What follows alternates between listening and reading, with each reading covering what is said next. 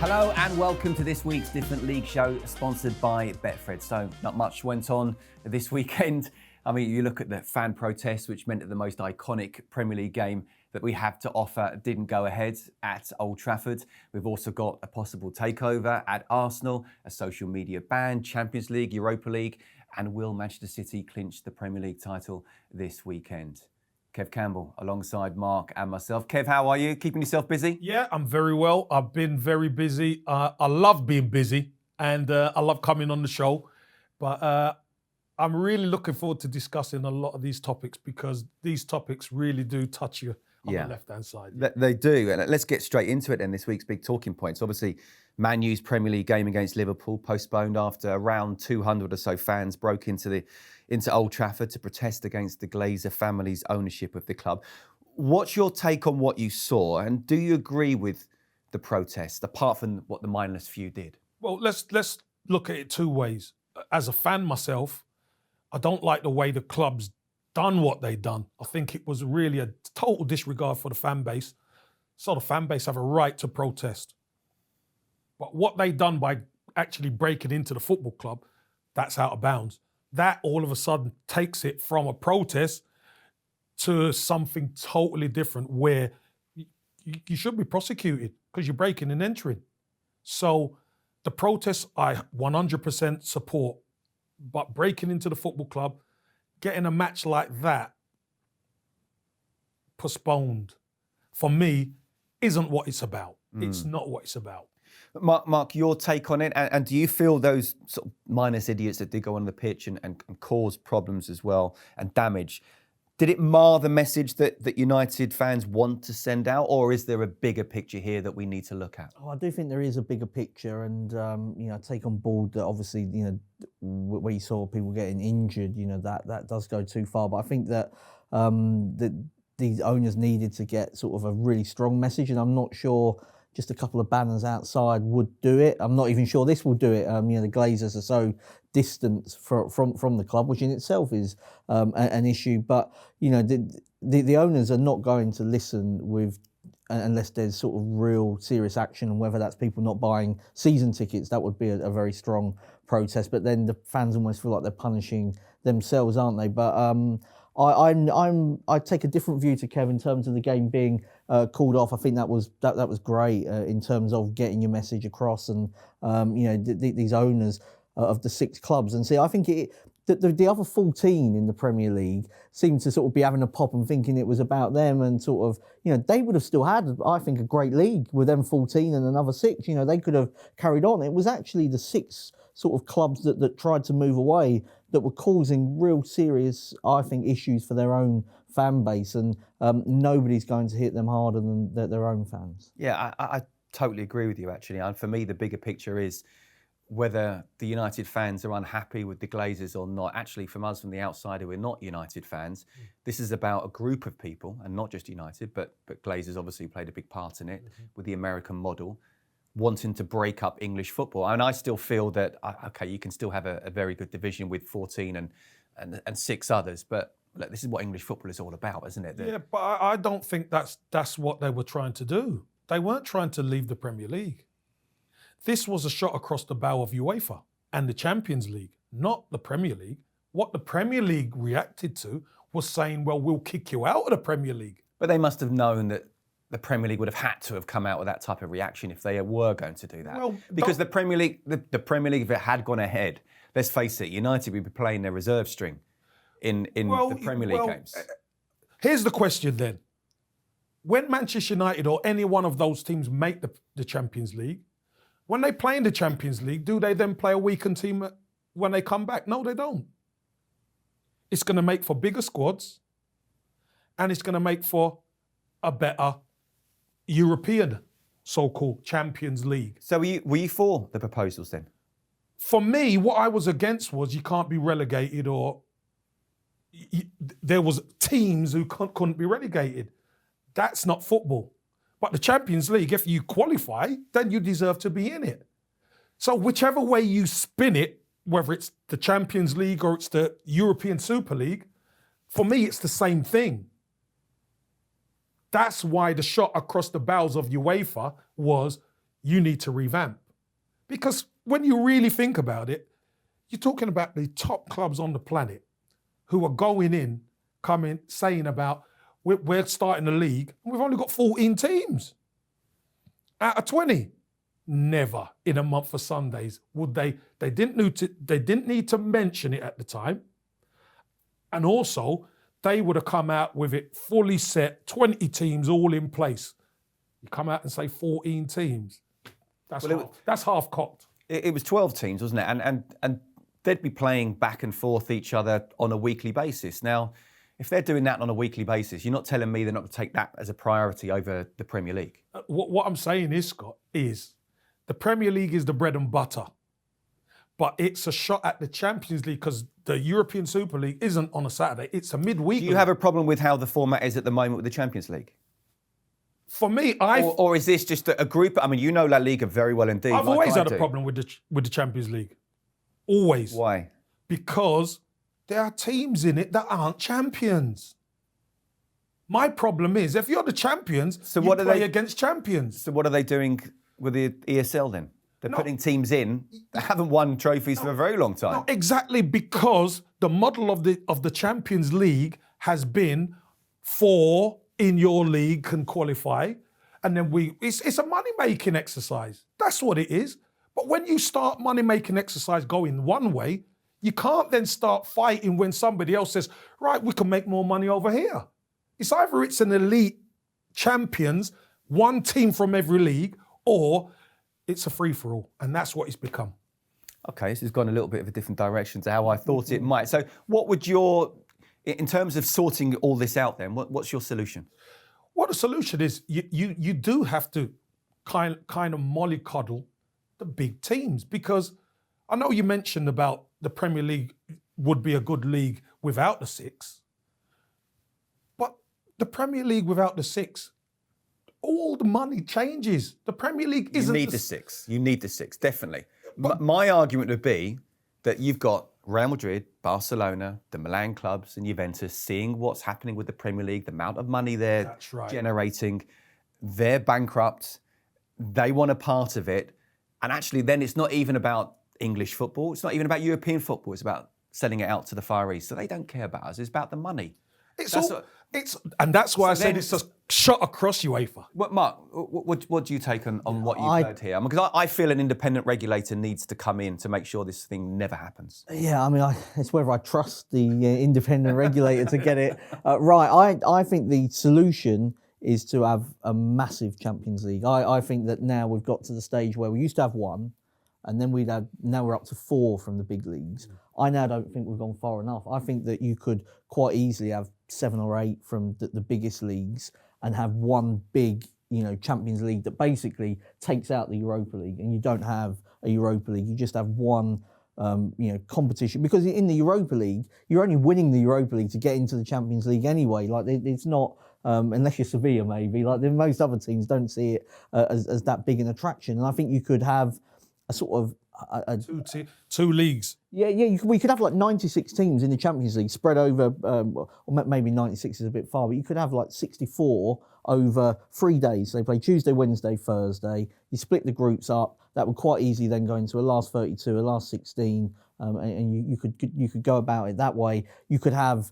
They've got a conference league now in Europe. You could have a conference league that kind of sweeps up all the teams that have been forgotten about that are in the Europa League. They could play in their own competition against teams of a similar level and calibre, because I think that, when they play in the Champions League, they just get beat every week anyway, and there's no real point to it. And you could give that conference league winner a spot in the Champions League. So I think that I think that UEFA Champions League is broken to an extent, and I don't think there are enough matches of the calibre that you get in the latter stages. I think we need more of those. So I do think that there is a small sort of part of sense of what the European Super League were trying to do, but you can't have it as a closed shop.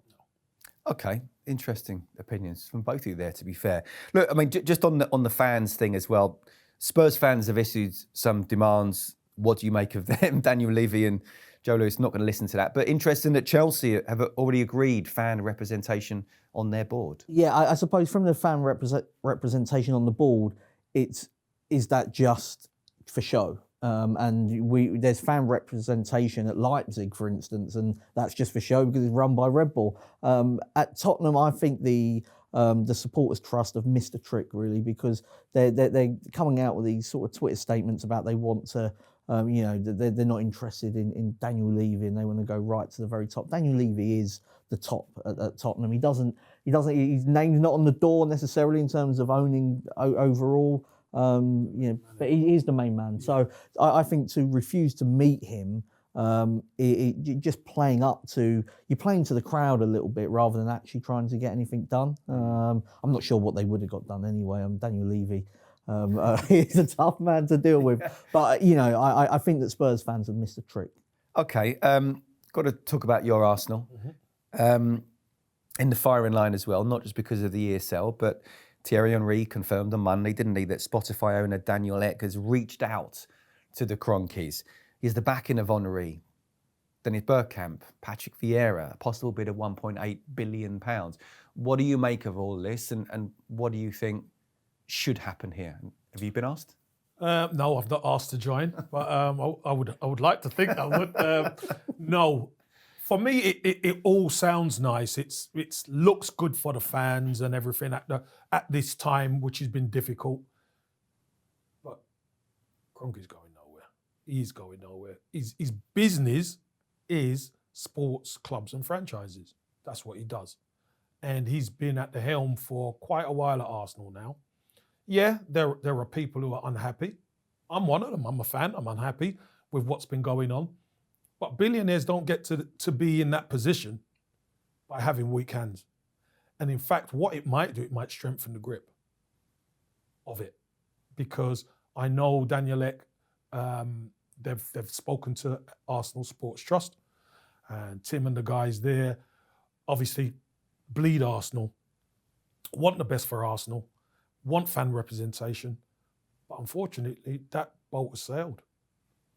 Selling the club for the majority shareholder, the owner, he's taken the club in the direction he wants to take it, unfortunately. And I don't think this... Where are Arsenal heading with Kroenke? I think the culture had to change, which is why he brought in Mikel Arteta. I think the way the club has been run in the past, under his stewardship, let's have it right, under his ownership, started off okay, and then it was heading towards the rails very quickly. And he needed someone in who thinks differently. And yeah, there is going to be certain backlash from the fans, which you're always going to get when change comes and results don't go your way. But under Mikel Arteta, that culture, that dressing room needed to be ripped up. The culture needs to change. The club needs to change the mentality. And it's happening. Maybe it's not happening as quick as most fans want, but it is happening.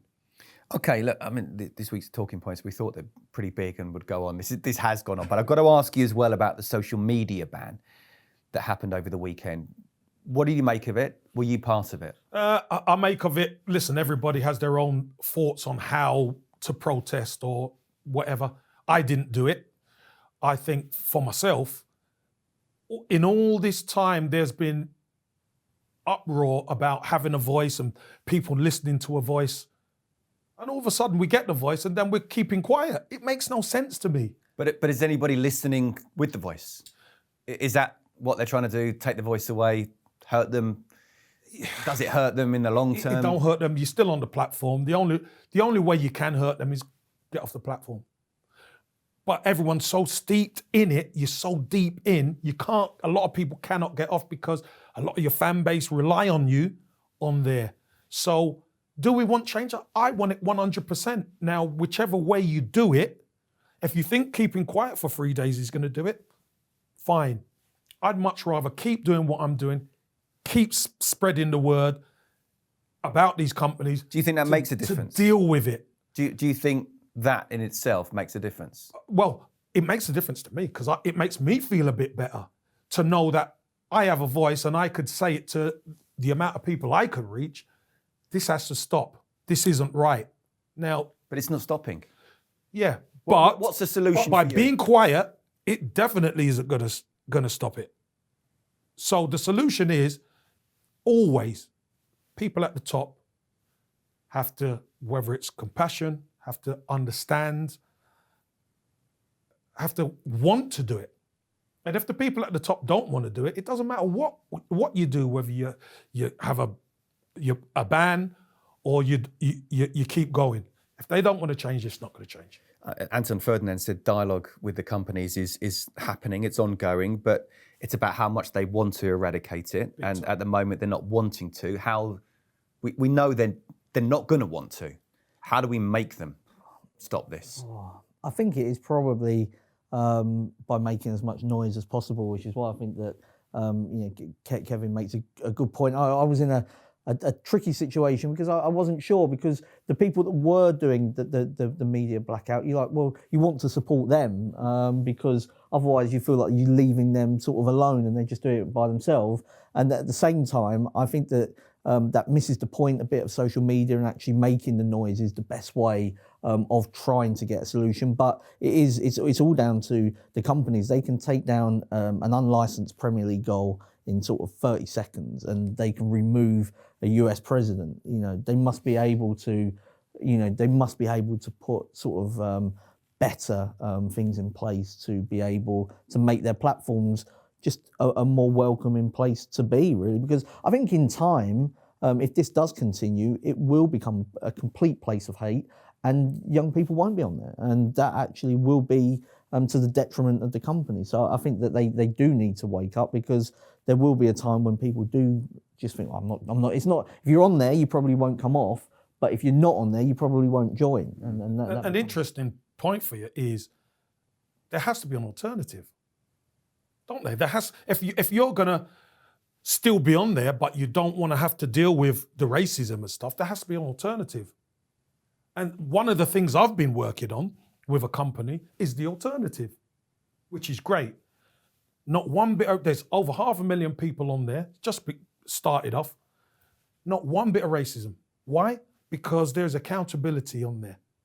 Once there's accountability, nobody's going to mess up what they've got. I think that's the great shout, isn't it? If you were sort of looking to start a new social media platform, if you make that a priority, you feel like it would be the place where everyone would want to be. Why would you want to be somewhere where you can do those comments the way you can't? Maybe that's the answer. Good luck with that, because at the moment, the big companies simply are just not listening.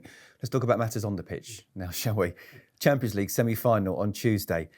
City were superb in the first leg, and they were superb, or second half of the first leg, superb last night as well, weren't they? How did you see it, and how good are they at the moment? Yeah, I think the fact that Mbappe wasn't there was a big miss for PSG. PSG started the game pretty well, but you just know Manchester City, they work you out.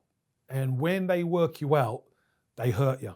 And I thought Mahrez and KDB and Foden were exceptional. Gundogan in the midfield was superb as well. And I just thought Diaz at the back and Stones, immense, absolutely immense.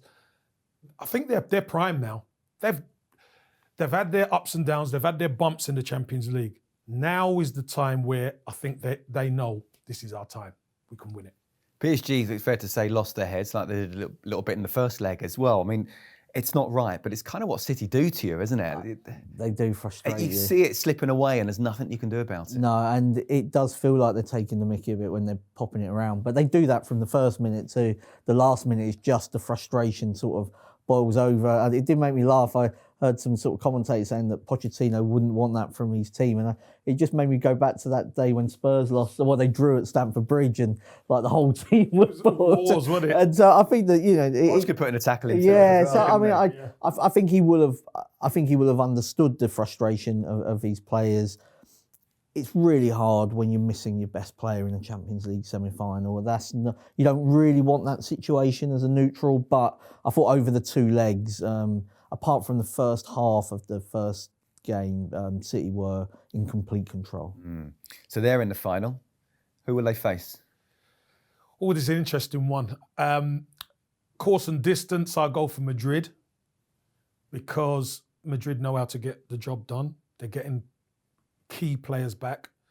And I seriously think Hazard could prove to be the difference. Do you? Yes.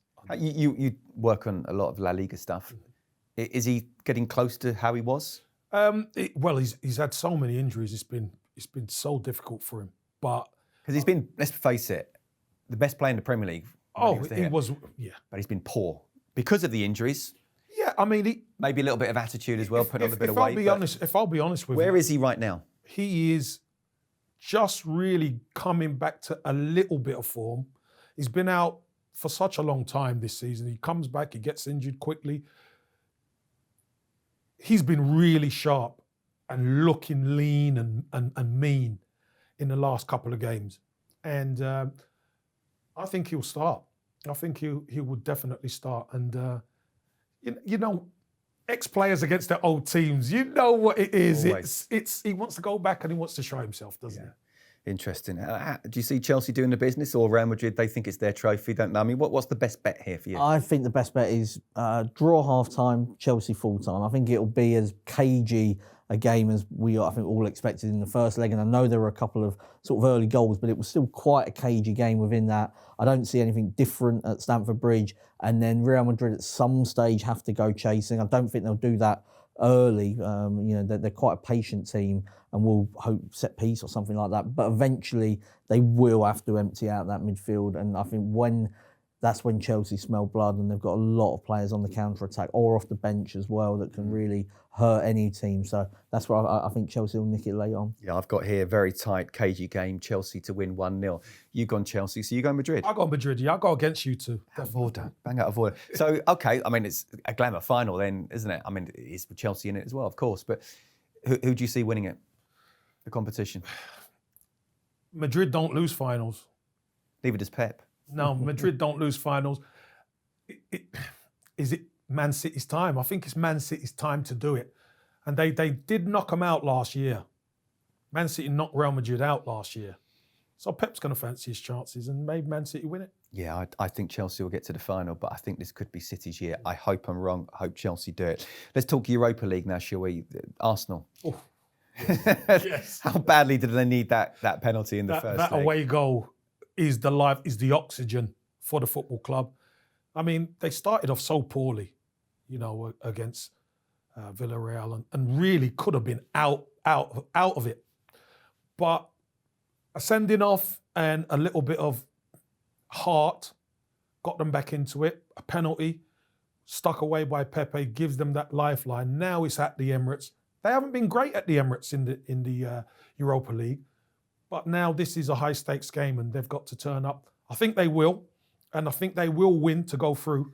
Only just. That's a shock. Only just. Maybe even away goals. Maybe just the away goal. Look, criticism is, you mentioned Mikel Arteta, and it's building on him, isn't it? At the moment, they're 9th in the table. We'll go 10th if Villa draw their game in hand. Does he need to win the Europa League to keep pressure off him? Or do you feel his job is safe, whatever? No, I think pressure's on him no matter what. They win it, the Guna faithful will be happy, but they're still livid about being 9th, 10th in the league. Yeah. And the league campaign hasn't been great, hasn't been good enough. So pressure's going to be on him whether he wins it or not. We went for Villarreal, both of us, didn't we? You still sticking with that? I am, but it was a big moment, that away goal, and you know, as Kevin says, that Villarreal probably should have had the tie wrapped up by now. They are missing a couple of important players as well for the return. It's going to be really tight. I wouldn't even be surprised if it was like 2-1 on the night and it went extra time and maybe even to penalties. There wasn't much between them before. There isn't much between them now. I don't see Arsenal keeping a clean sheet, so I think they do need to score 2. Probably 3. Maybe. Might need to. Yeah. We'll see. But you're predicting Arsenal? Yeah, definitely. Okay. Villarreal? I just think probably, I'll go for Villarreal to qualify, just I think as the value bet. Okay, I'm going to stick with Villarreal as well. How good were United in the second half in that first leg? Oh, fantastic. When Pogba and Cavani and Bruno Fernandes get going, they're a very difficult team to stop. And I think Cavani's finishing is unbelievable. I did say this time last week, the best bet was Man United to just win the competition. I think they are quite a bit better than the sort of other teams at the semi-final stage. And I'm not sure what Roma have deserved. They get beat 6-2, and within a week they've got Jose Mourinho as the next manager. So, bad luck. Wouldn't wish that on your worst enemy, is that what you're saying? Kev, 2 goals from Edison Cavani. Do you remember all the criticism, the derision at the start of the season when he signed? Yeah, he's old, needs a Zimmer frame, all that. What do they know? What do people know? This guy is still sharp. He still knows his way around the box, and he's still a finisher. That part of it, you never lose. You just need the service. Once he gets the service, you can see he scores goals and he's a threat. Yeah. Ollie's not getting the stick that Arteta is at the moment. United is second, the best of the rest. But does he need to win the Europa League? Perhaps even if Arteta doesn't, does Manchester United and Solskjaer need to win it? I think Ole Gunnar Solskjaer needs a trophy. I think he really needs a trophy, because that will then bed him into that Manchester United manager's job. Because if he fails, people are going to level that at him. You didn't do anything first season, then the second season, you got to a final and didn't win it. This is what happens. It was thrown at Frank Lampard. Same thing with Ole Gunnar Solskjaer if he doesn't win. Okay, so Man U, Arsenal final. Arsenal win. Because I know you two are going to go United. I'm telling you that. Listen, Arsenal win. You're saying Ollie's under real pressure then, because they're not going to win the Europa League? Ollie's under massive pressure. Anyway, he's under massive pressure. Okay, I'm going for United. Yeah, me too. How did I know that? We'll see. Let's move it on, shall we? Go to our game previews for the Premier League this weekend. And the Friday night football, Leicester against Newcastle. And Mark, if coming from behind to beat Palace was brilliant for Leicester, how big a blow was it for them to draw at Southampton? Crazy result, really. When you look at what they've got coming up, right at the end of the season, with those final 3 matches where people are not expecting many points from Manchester United and from Chelsea and from Tottenham, you have to beat Southampton with 10 men. Played nearly the whole game against 10 men. I was looking at the sort of as it stands table, and I just added another, because it was a draw at the time. I added another 2 points, and I was sort of thinking, all right, well, if they, they've won this game and then they beat Newcastle, that's probably it. To not win that game was huge for them, because probably means, given the way that some of the teams behind them are playing, that they're going to need something from one of them 3 matches. And I don't think Brendan Rodgers will enjoy those final 3 games, even if they do eventually get over the line. It's going to be closer than it should have been. Although they have got Spurs last game of the season. No, I'm joking. Look, I mean, seriously, Leicester are 5 points in front of West Ham, who just aren't going away. 4 games to play. And Mark said, United away, Chelsea away, Spurs at home after this. How crucial is this game for Brendan Rodgers? Well, this is everything. This could be their season. And I really mean that, because if they don't get the 3 points, they're going to get hunted down. That's for sure, because the upcoming games after that are too difficult. Those teams need the points as well. So I just think they have to chuck everything into this game. And I think they will. I really think they will. And I think they'll win this game. Just touch on Newcastle as well. They aren't safe yet, but let's assume they will be, because they probably will be. What do you think of the job that Steve Bruce has done? And do you feel he'll be there next season? I think Steve Bruce has done a really good job. I know he's had a lot of stick, but when you lose St. Maximin, Almiron and Wilson, they're your 3 attacking trio. They're the ones who are going to not only score you goals, but they're going to create. When you haven't got that, you're relying on a Joe Linton and these guys. It's not the same. So they've done well to be in the position that they have been. They've gone on a little run. Arsenal have helped them by giving them Willock. But you don't feel that there should be this kind of set philosophy that Newcastle fans want to see, and if they win or they lose, the fans will take it, but play attacking football? Look, all this attacking football it's all great for fans to say that, but when you're actually on the pitch as a player, and you play attacking football, and you're getting beat every week, that doesn't go down well in the dressing room. You want to be a little bit more pragmatic, a touch, but you can afford to be a little bit more expansive when you have your front 3 who can create something out of nothing. When you haven't got them, you have to be a little bit more pragmatic, Okay. and unfortunately, that's been the case. Okay, I'd love to see you go up to Newcastle and chat to a few of the fans. Listen, I'm joking, I speak I'm to joking. plenty of Newcastle fans. Let's, Sorry, I argue with a lot. let's go to the Betfred selection here. What are you going for? I'm going for a home win and by 2 clear goals.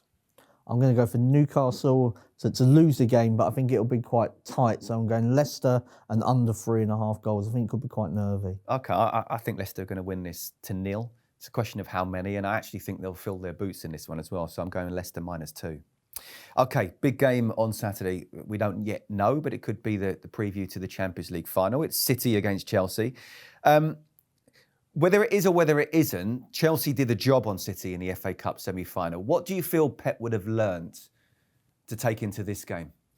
I think he would have learned exactly how Chelsea operate and how smart they are in their defensive work. Because normally, Manchester City, they probe, they press, they probe, and then all of a sudden you see chinks in the armour.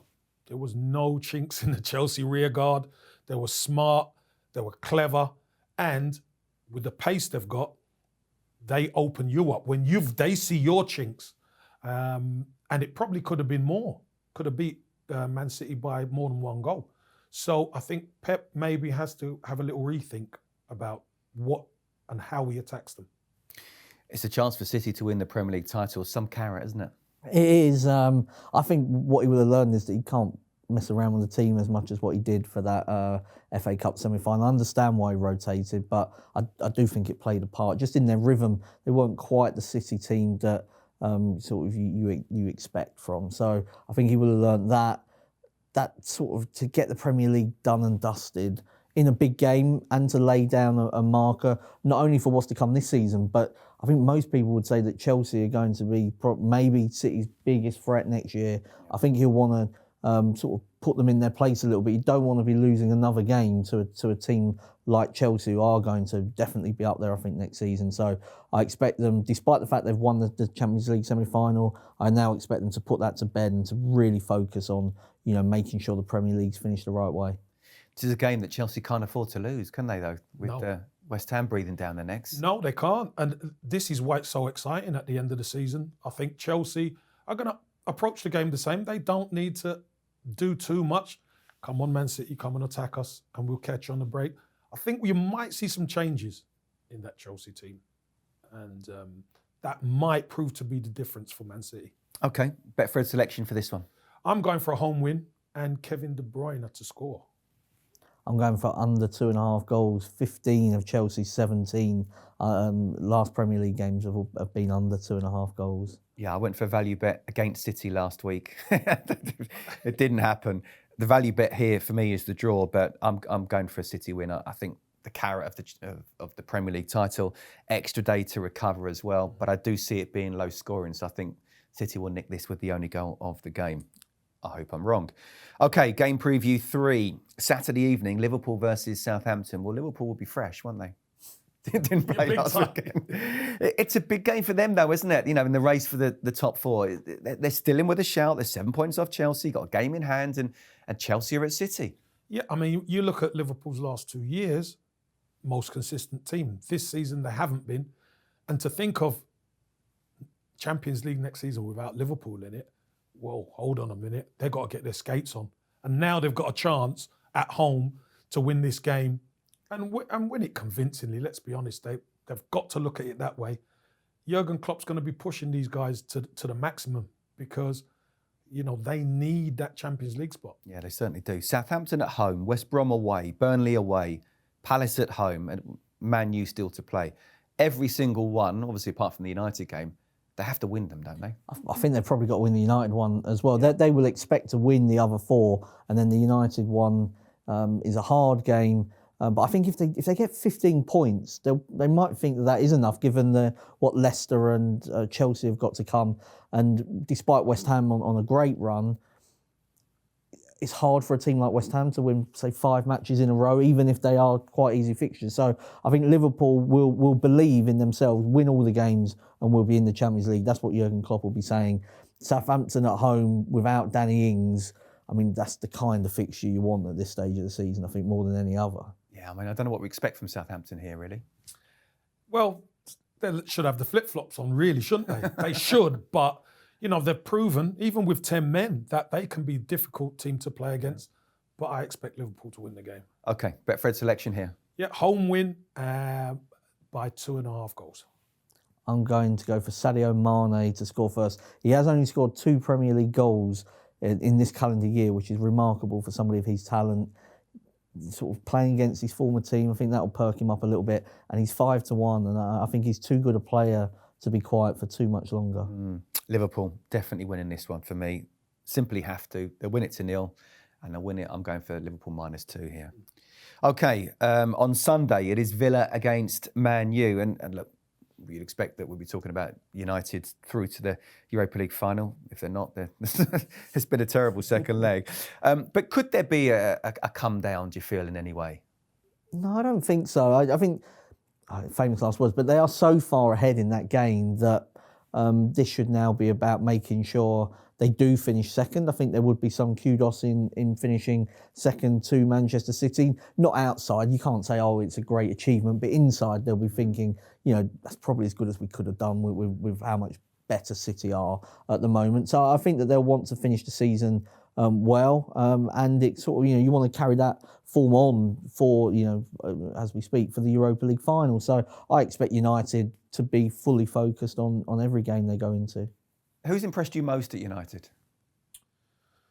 I love Greenwood. I really do love Greenwood. But the fact Fernandes, when they brought Fernandes in, he seems to have galvanised the whole team. He's made everybody better. Rashford seems a lot more bright. Martial at the time, Cavani seems brighter. Even Fred and McTominay in midfield have that outlet where they can get it, they can give it to Fernandes, and things start to happen when he gets the ball. So I think Fernandes has been outstanding. How far off do you feel they are to City in terms of next season? What do they need to challenge for the title, and do you think they will be? For me, I think they need 2 players. They need a centre-half and they need Harry Kane. Then you add another 15, 20 goals to Manchester United, they are going very close, if not winning it.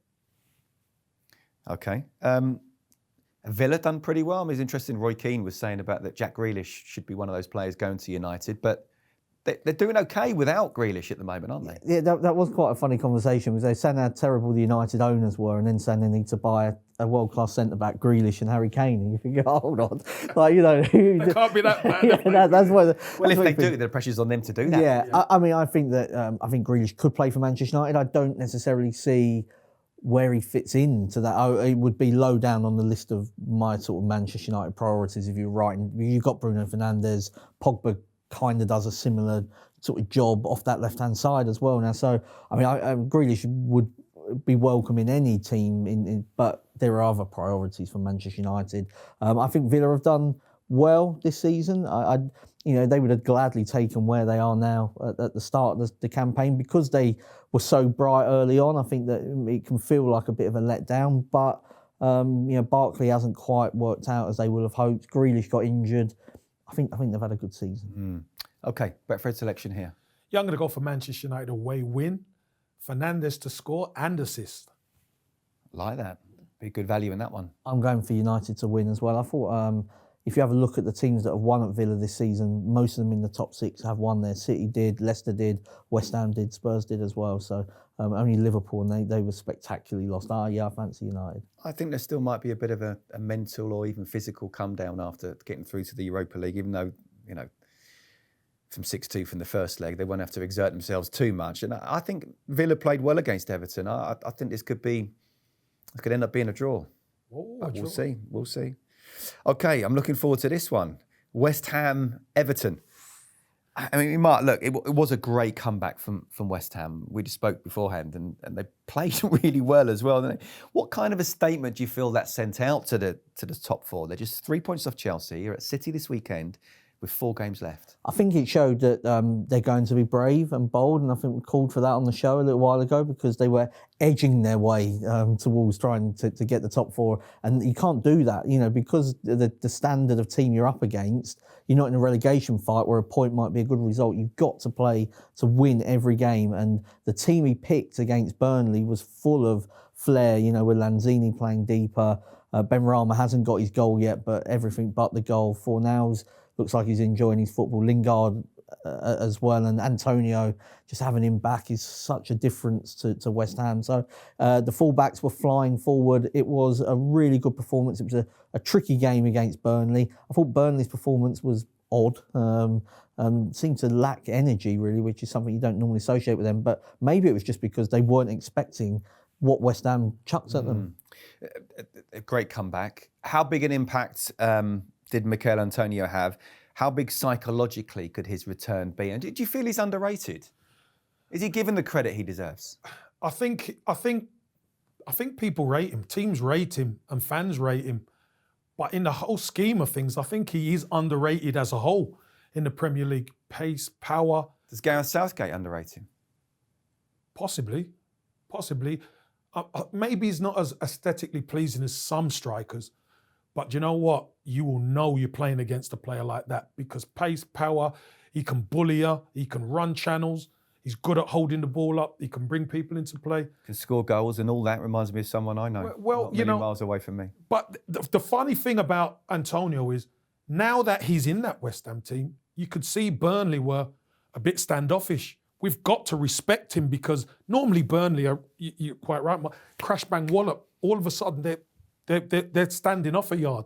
You stand a yard off this West Ham team and Antonio, they're going to hurt you. So I do think he's really underrated. Everton at home, Brighton away, who are safe. West Brom away will probably be down, and Southampton at home. I mean, Mark's right. You don't necessarily expect West Ham to go on a winning run, but the run they're on at the moment, with the mindset they've got at the moment, do you see them winning all those games? I think they've got a great chance to. And don't forget, David Moyes' form in upsetting the apple cart and getting a team into that top 4. And I just think with the momentum, the way things are going, West Ham could do it, could win 4 on the spin. Interesting. I've got to ask you about Everton as well. How disappointed were you with Villa? Why is the home form so poor? And will they be pleased they're playing away from home here? Possibly be happy that they're playing away from home. Although I think the momentum has gone out of Everton's sail. The great thing about Goodison Park was the fan base. When the fans are there, that's the 12th man to help the team. It's not quite there. Certain key players are not there, are not playing. And it just seems a little bit disjointed at the moment. And I'm sure Carlo's looking at it and thinking, I know exactly what I need to do. That squad needs to be strengthened. And when you... Where? Here's the thing. When you bring new players in, it shines the light on the weaker spots of your team. So, for instance, if Calvert-Lewin ain't scoring, if Richarlison ain't scoring, who's going to get the goals?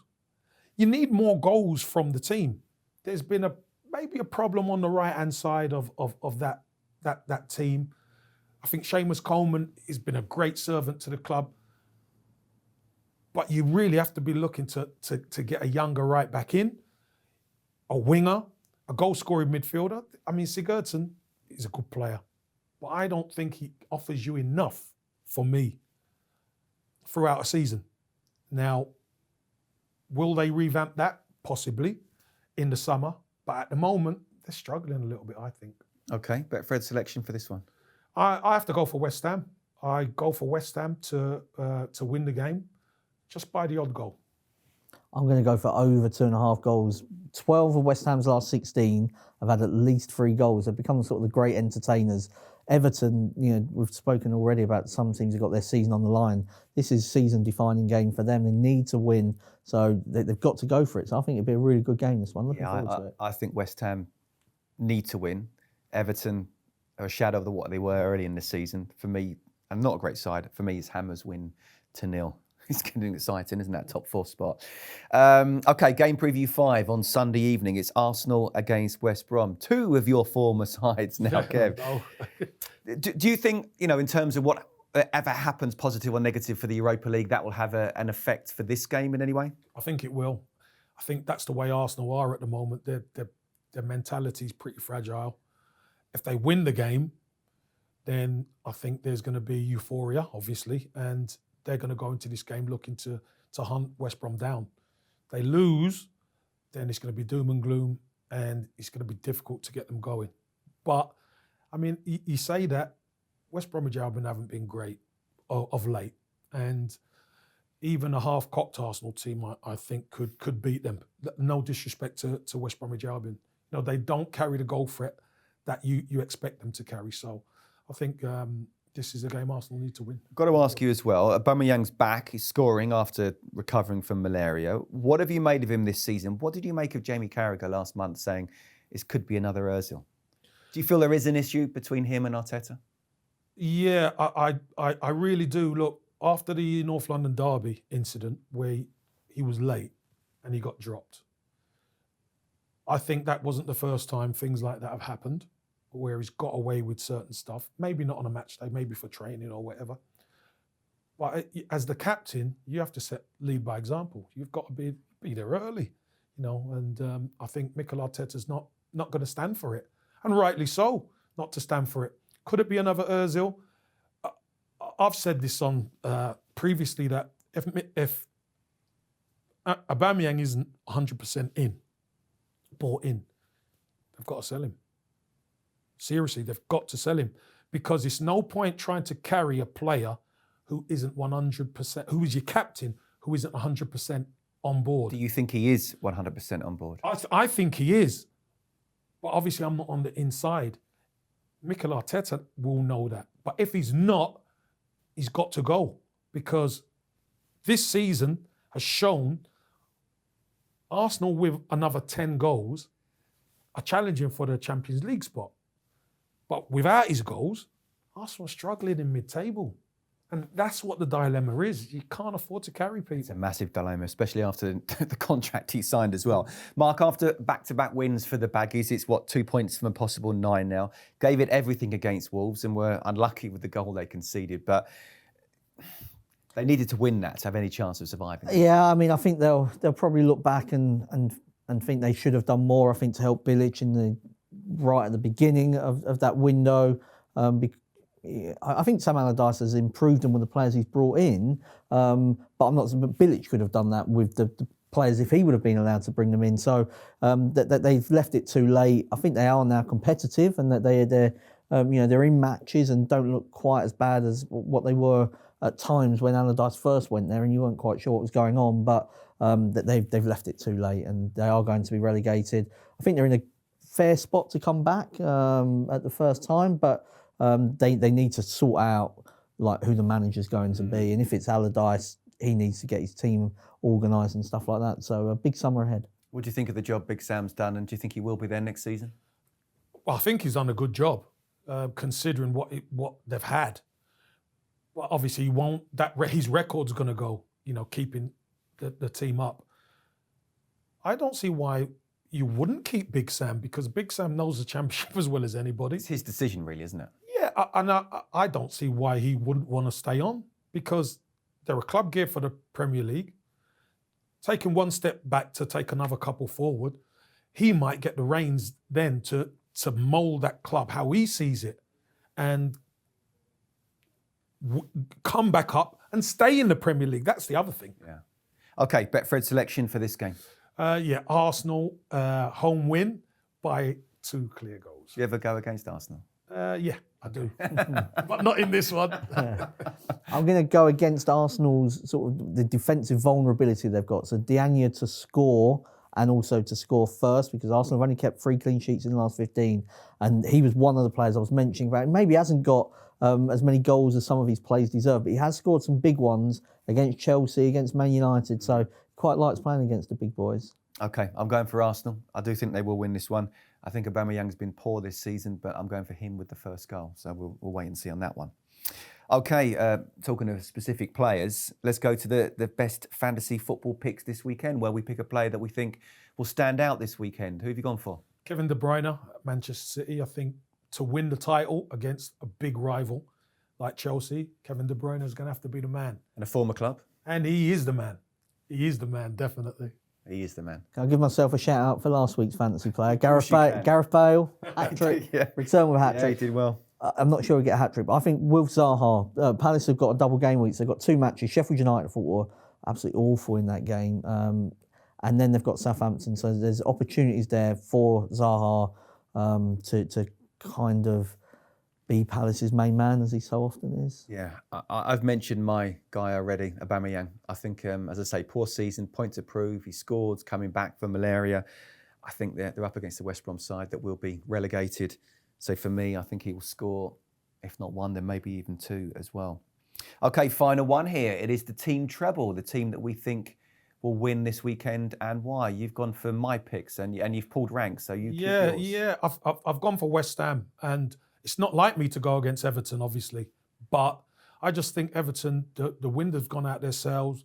They don't have any momentum going in. It's a must-win game for Everton, but it's also a must-win game for West Ham. Yeah.